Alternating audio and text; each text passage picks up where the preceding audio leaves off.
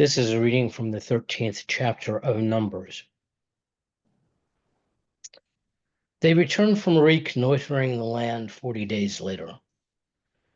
Proceeding directly to Moses and Aaron, they made a report to them and to the whole community, showing them the fruit of the land.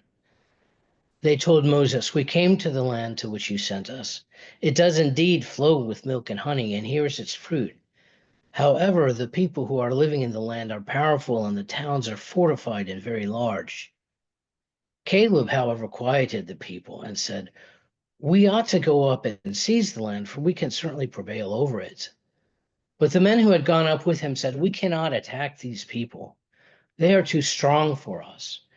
They spread discouraging reports among the Israelites about the land they had reconnoitered, saying, "The land that we went through and reconnoitered is a land that consumes its inhabitants, and all the people we saw there are huge. There we saw the Nephilim. In our own eyes we seemed like mere grasshoppers, and so we must have seemed to them."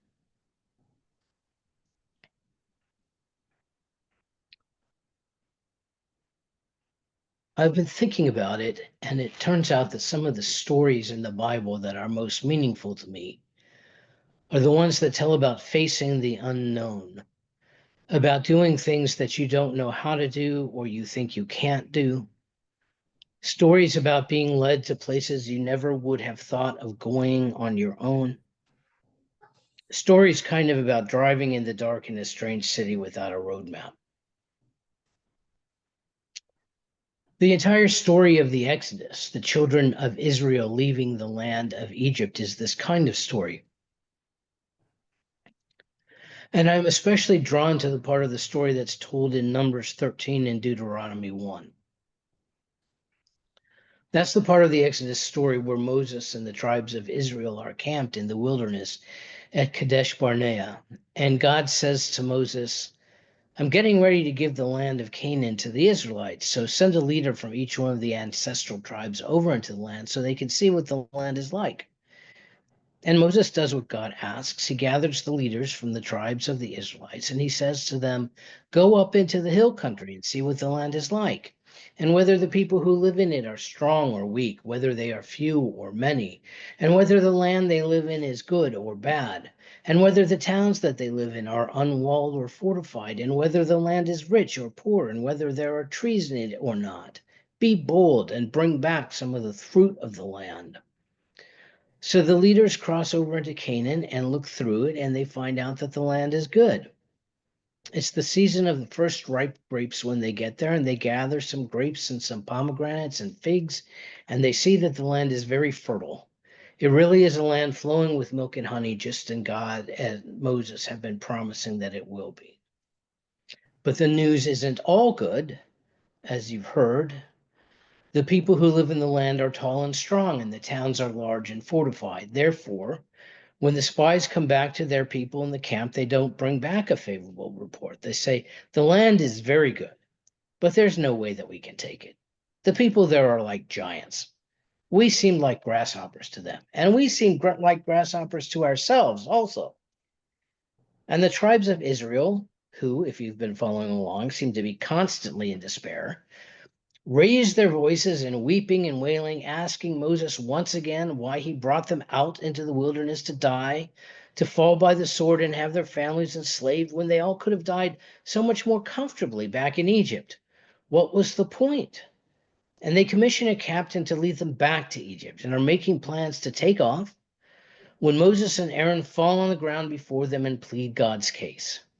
Moses and Aaron bargain with the Israelites, and they bargain with God. And to make a long story short, they get the Israelites off with 40 years in the wilderness rather than pestilence and certain death. On the other hand, with the exception of Caleb and Joshua, the two spies with more courage than the others, none of the faithless generation will ever be allowed to enter the land of Canaan. They will die in the wilderness, and only their children will enter the land. The second story about uncertainty that I love is the one told in the Gospels about the calling of the disciples. It's a short story, and I'm going to tell the version or read the version the way it is in Mark because I'm always amazed by it. As Jesus passed along the Sea of Galilee, he saw Simon and his brother Andrew casting a net into the sea, for they were fishermen. And Jesus said to them, "Follow me, and I will make you fish for people." And immediately they left their nets and followed him. As he went a little farther, he saw James, son of Zebedee, and his brother John, who were in their boat mending the nets. Immediately he called them, and they left their father Zebedee in the boat with the hired men and followed him. These four grown men left their nets, they left their father, they left their fish, they left their boat, and they followed him. I'm always amazed at this story. The gospel accounts don't agree completely about when or how it happened. Two gospels lead us to believe that these first four disciples had never met Jesus before this moment. The other two tell us that the disciples knew Jesus a little before they went with him. Either way, what impresses me is the disciples' willingness to step into the unknown as though they were going for a short walk around the block, whereas it seems to me they were essentially stepping off a cliff. They did not know what would happen. They didn't know where they would wind up next. They didn't know if they would be safe. They left their responsibilities behind them, their work and their families. They stepped out of their boats and onto the beach, and they began to follow. It boggles my mind, this degree of not knowing. I always want to know where my next meal is coming from and where I'm going to sleep. I want a map when I'm traveling in parts of the country I don't know. I want to know a person before I agree to travel with them. I want to know what kind of person they are. Are they trustworthy? Are they kind? Are they a good driver? Can they read a map? Is this guy Jesus going to take care of me if I wind up sick in some far country, or will he leave me there alone? These are things I would want to know before I committed myself to a journey. But the gospel stories don't say anything about that.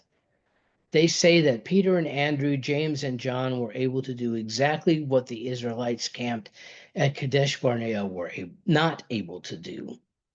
They were able to step into the unknown by faith. It's pretty easy to make the Israelites look bad in this story.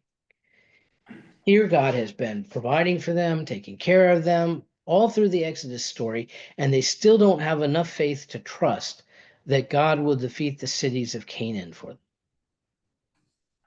Part of their fear of the unknown, just as it is still part of our fear, has to do with a loss of security, the fear of giving up a sure thing for what might be nothing. It's easy to say, well, God will take care of all that. But in truth, it's a lot harder to believe it than it is to say it. It's always hard to trust somebody else to do something for you. We've all heard if you want something done right, you've got to do it yourself. And probably most of us have some bitter experience to back up the correctness of that saying. It's easy enough for God to promise to give us the land, but where will we be if God shows up late for the battle or doesn't bring the right equipment or gets lost on the way or doesn't have all the skill we expected? Where will we be then? When I think about it, I can understand why the Israelites didn't leap at the chance to cross over into Canaan. Even if living in a tent isn't your idea of a good time, the certainty of a tent is a lot more appealing than going off to a strange land where you might not be able to have a tent at all. The tent in Kadesh is secure. Life in Canaan is anything but secure. Even beyond a desire for security, I can see the Israelites wrestling with another problem. What about responsibility? This is what they're really talking about when they say to themselves, what if we die by the sword over there? Then our wives and our children will become the spoils of war. What good will that be? Better to go back to Egypt. At least there we could take care of our families. These two questions of security and responsibility are ones that hang us up all the time, just as they did the Israelites. It could be that you've been unhappy with your work, but you can't leave your job because you have house payments to make. Or you want to move to another part of the country, but who would take care of your parents? Who would be there for your adult children? A friend stops you in the parking lot at the grocery store and wants to talk about her father who is dying of cancer. You want to stay and listen, but if you do, you'll be late for work. These are the kinds of dilemmas we're faced with all the time. So I have to admit to feeling not quite easy about Peter and Andrew, James and John. They just up and left everything, their homes, their families.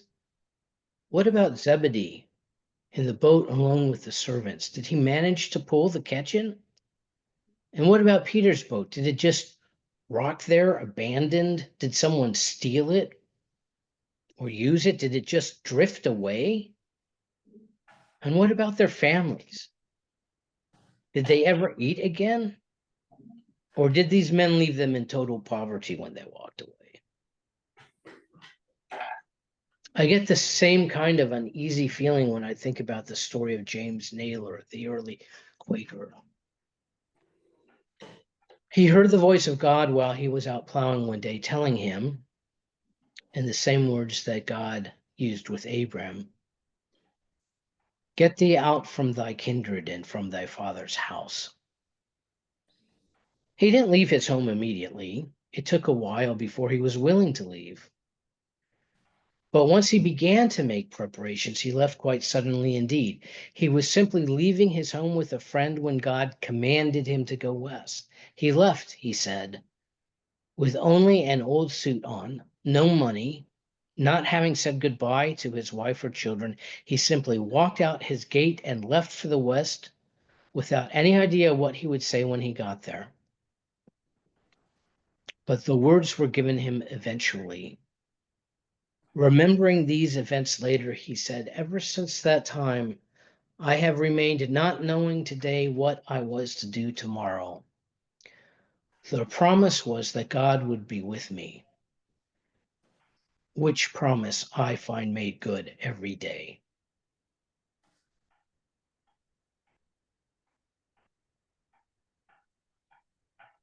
That is the promise that Jesus means when we use the word Emmanuel to refer to him. God with us. Naylor's certainty that even when he didn't know today what he was doing tomorrow, God would be with him. When I think about that faith or Naylor walking out his garden gate without saying goodbye, or the disciples leaving their nets and their boats, I think of how bold and outrageous that certainty is. I wonder sometimes how I can have the arrogance to think that God would pay so much attention to me. But I have to remember that this attention is exactly what Jesus promised.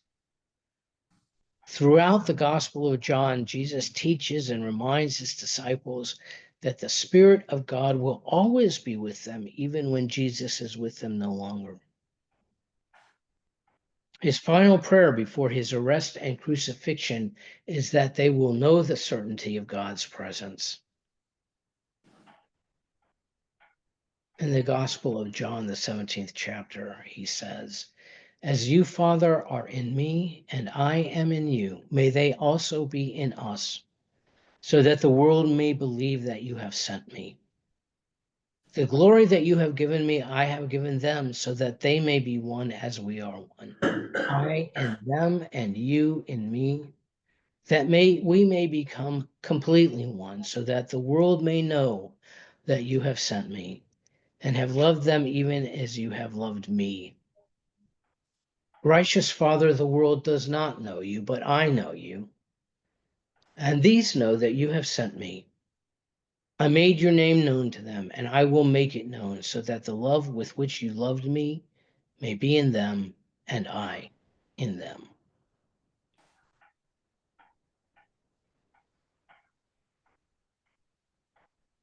As friends, the witness of our faith is that these instructions from Jesus can be literally true, that Christ has come to teach us and that he can and will come to us from within our own hearts if we can only listen well enough. God is not only with us from some distant, far off place. God can be within us, directing us by Christ's presence and teaching in our heart. We need to learn to listen for it. But we have every right to expect that if, like James Naylor, we waited to speak until God gave us words, God would give us words when we needed them, and that God would be with us even if no words came. Even so, in larger things, many of us won't leave all our responsibilities, our fish and our nets, to step out of our boat onto the shore and after Jesus. We may simply do our best to live by Christ's light as it appears to us in a daily way, and as we struggle with choosing between responsibility and discipleship, security and freedom. None of our small decisions are without their own mystery. Who will take care of our parents if we leave town? How long can we stay at a job that we hate? What will we tell our boss when we're late because we comforted a friend? The promise that we have from Christ, from God with us, is that God will be with us in all the unknowns, in all the mystery and uncertainty, when we don't have the right words, when we don't know what to do, when we don't know where we are. The stories that I like in the Bible are the ones where people come right up to the edge and then cross over because God is with them. Maybe God fights the battles as God did for the Israelites the second time they came to the crossing into Canaan. Maybe the simple presence of Christ gives courage as it did for Peter and Andrew, James and John. The only way that I can imagine leaping with joy into the unknown is to know that God is leaping with me. To know God's presence is not necessarily to know certainty. To the contrary, to know God is to embrace the mystery of not knowing, not to escape that mystery. There is only the one certainty that Jesus promised and fulfilled. God is with us. Now and in the future, even when we don't know what we're doing or where we're going to go.